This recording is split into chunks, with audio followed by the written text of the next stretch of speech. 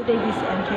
Right now, we are witnessing the ceremonial signing of the implementation rule and regulation of Republic Act 11642 or the Domestic Administrative Adoption and Alternative Child Care Act of 2022. Mamaya po, isang background lang para lang po may mga talking points para magkagyan.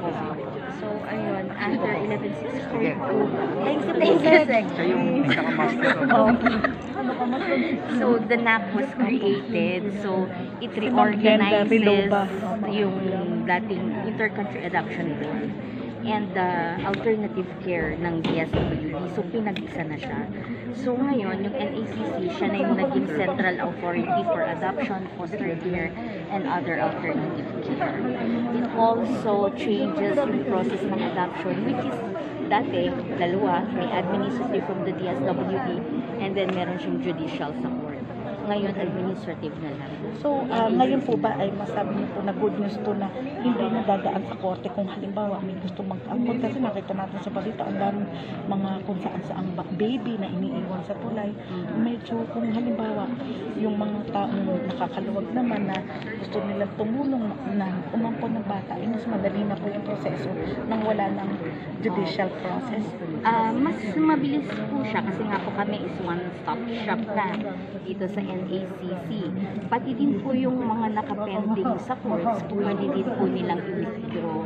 So, may option po yung mga dating nag-aampon na nasa court, yung mga cases nila na i-withdraw nila sa court at ilipat po na sa amin para ma-avail nila po yung benefits ng bagong batas. Goodness po yun. Opo, tapos syempre hindi siya kaganon kamahal dahil nga administrative in nature na lang siya. Thank you po, Glenda. Thank you po, ma'am. Maayong hapon, maupay makulo.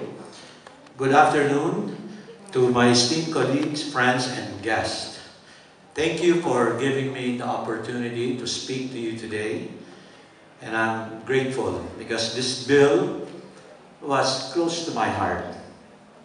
But first, let me acknowledge the presence and immense efforts of our champions and partners who made this legislation possible. Of course, let me acknowledge the presence of Secretary General Rolando Bautista, USEC Glenda Rilova, and the other many DSWD officials who are here. Attorney, former CHR Commissioner Gwendolyn Pimentel, Ghana. Of course, Attorney Katrina Ligarda. Gladys Bunao. Attorney Flor de Lisa Vargas. USEC Adonis Sulit. Dean Carlo Vistan of the UP Law Center. My father, Raul, is an alumnus of UP Law. And the many other people who are here who helped with this bill. Palakpakan po natin lahat sila.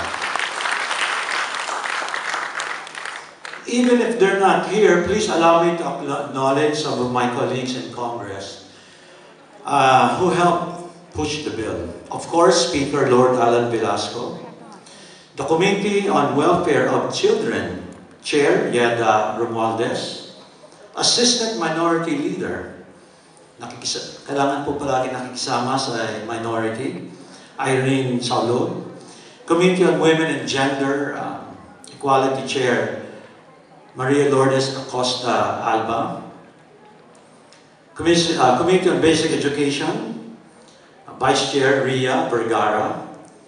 Allow me to also recognize the efforts and support the support of my colleagues in the Senate, most especially my fellow principal author, Senator Grace Poe, who I think will be coming later, Senators Risa Hontiveros, Senator Pia Cayetano, Amy Marcos, Win Gatchalian, and Nancy Binay. Palakpakan din po natin lahat sila. So indeed, without everyone's efforts, we would not be here today. I remember prior to the start of the 18th Congress, I think it was early July 2019, I was having a discussion with former Director Wilma Nabianos, who I think is now happily retired, and her team. And how she was explaining to me how immensely difficult it was to go through the adoption process. It would take 2 to 5 years and a lot of expenses, including the significant cost of hiring lawyers, such as myself and the lawyers who are here, because it involved judicial proceedings. It's somewhat ironic, di ba? Many good lawyers helped with the bill. Binawasan natin ang trabaho yung mga abogado, but for good reasons. So, with the help of my staff, I remember we looked at the archives and found some bills on adoption as early as 2010. Of course, this bill was the most comprehensive.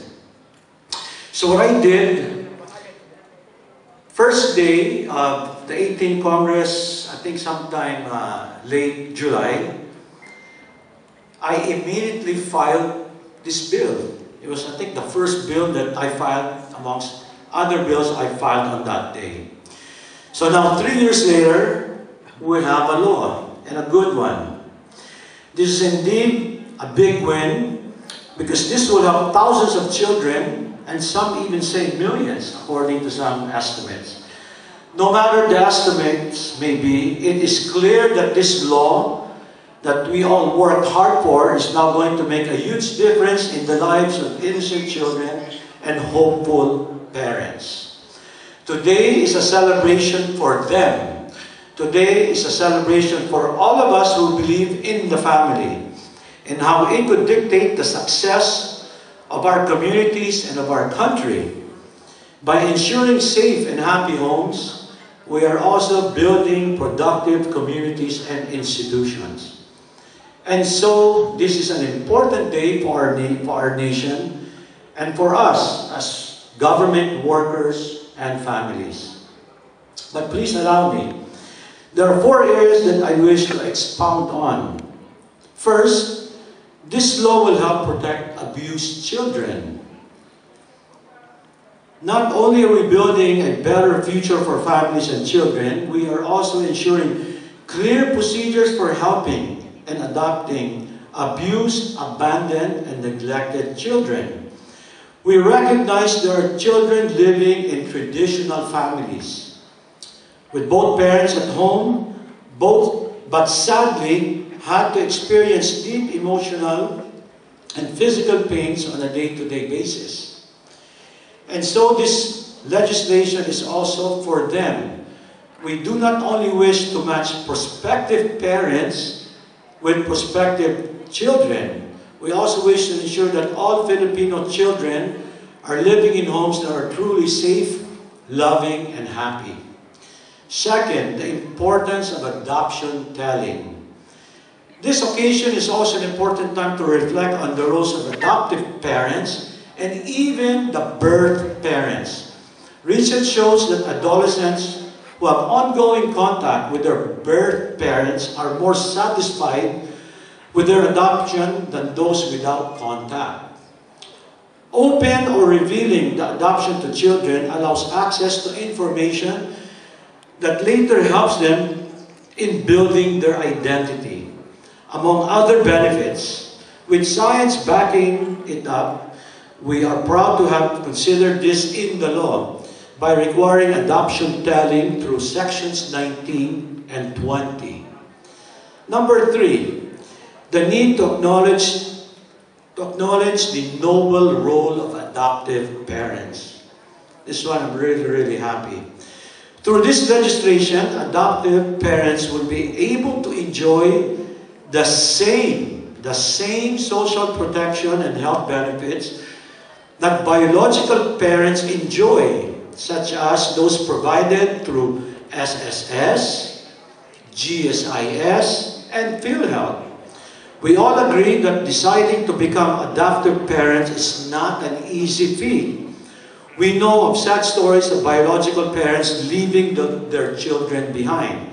And so, Giving adoptive parents these benefits is nothing compared to the noble act that they commit to do. Number 4, the law help ensures safe environment for adopted children. The law considers the role of society at large, including our educational systems. Are our adopted children going to be safe in a world that is now dealing with both positive and negative impacts of social media? Will the adopted children be safe from taunting and bullying at school? These are important considerations. Through Section 54, we are prohibiting labeling, shaming, bullying, and other discriminatory acts that might be committed against adopted children. I know this personally. My youngest brother, John, is adopted. He used to go home crying and telling me how he would be bullied and called names because he was adopted when they found out in school. Therefore, all these critical factors have been covered by this law, and we are now at a point where we need to discuss the requirements of the law so that we can do our job.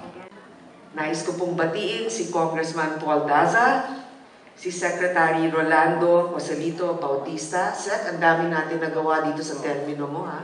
Yung nabanggit nga na simulation of birth, registration, tapos ito, tapos yung National Feeding Program. Kayo rin yung isa sa mga implementers nun. So congratulations and thank you very much before your retirement. Yusek Glenda Relova, Yusek Marjorie Haloshos, Asek Alma Ruby Torio, Asek Paul Raymond Cortez, Director Vicente de Guzman, eventually became Republic Act 11642, or the Domestic Administration, Adoption, and Alternative Child Care Act. Napakalapit ng batas na ito sa puso ko dahil ampon po ako. I was a foundling who was discovered in Iloilo, but through the kindness of strangers, I was eventually adopted by a wonderful couple whose care and love changed my world. Sadly, in the Philippines, there are thousands of children who have been voluntarily or involuntarily given up by their parents due to poverty, negligence, abuse, a death in the family, or many other reasons. Maswerte po ako dahil pinagtagpo kami ng tadhana ng aking mga magulang na si FPJ at si Susan Roses.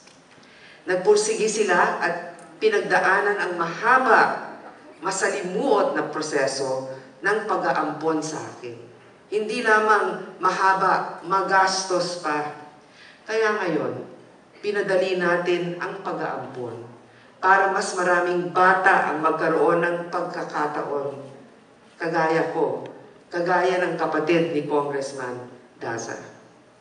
Tadhana rin siguro na natapat ang pirmahan ng IRR na ito sa ika-40th day ng pamamaalam ng aking ina ngayong araw. Ang kontribusyon ko sa batas na ito ang aking parangal sa alaala ni Susan Roses, ang isa sa pinaka-prominenteng muka ng pag-aampon sa Pilipinas. I am grateful to have been given the opportunity to create a better law on the process of adoption. This is a sentimental accomplishment for me as a foundling who had the chance to legislate change to make it easier for children like me to be adopted. Ang daming mga magulang na lumalapit sa akin na talagang hirap na hirap noon dahil inaabot ng taon bago maging legal ang kanilang anak. At kung marami sa inyo dito ang nanganak at talagang nanggaling sa inyong sinapupunan ng inyong anak, at sa tingin ko nung nanganak kayo, halos maiyak kayo sa tuwa. Alam ba ninyo na ang kwento ng mga kaibigan ng tatay ko, nung nakuha na niya ang dokumento na legal na akong naampon nila, ang pinuntahan niya yung kaibigan niya at sinabi niya, "She's mine."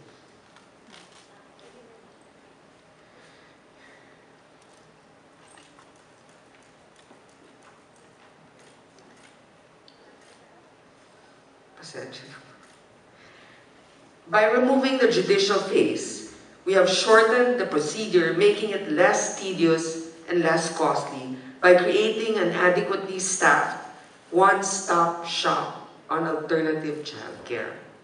All applications will be handled more efficiently and effectively. In the course of drafting this law, we met and worked with several amazing persons who have quietly toiled and devoted their lives to improving alternative childcare in the Philippines. These include the staff and officials of the DSWD, ICAB, and other government agencies, members of non-governmental organizations, and academic institutions like the UP Law Center, which crafted the IRR, adoptive parents who have inspired us to keep going, and of course, the other authors of this law, which includes our counterpart from the House of Representatives, like Congressman Paul Daza, and my colleagues, especially Senator Risa Hontiveros and Senator Pia Cayetano, both women who understands what a mother feels. And of course, our colleagues from the House of Representatives, also headed by Congresswoman Yeda Romualdez. Our journey has clearly shown that just as it takes a village to raise a child, it also takes a village to produce a law that we can all be proud of. Thank you very much, and may the members of the National Authority for Child Care succeed in implementing this law according to the spirit in which it was created. And as I was conversing with Congressman Daza earlier, we will make sure that this initiative is funded. Thank you very much.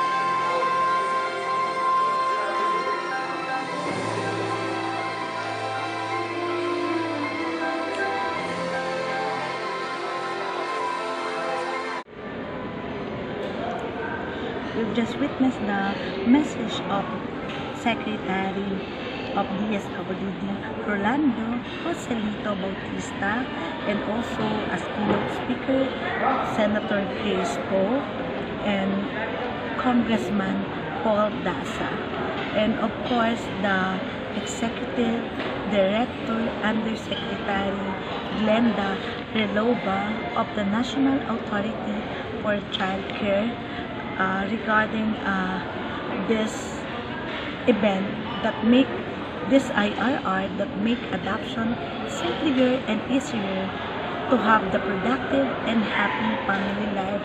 And of course, in this simpler Republic Act 11642, that waiting for the responsible and loving family to make easier to have the adoption, not only in court but on administrative level, so that before a year adoption, it's now a month, almost half year adoption.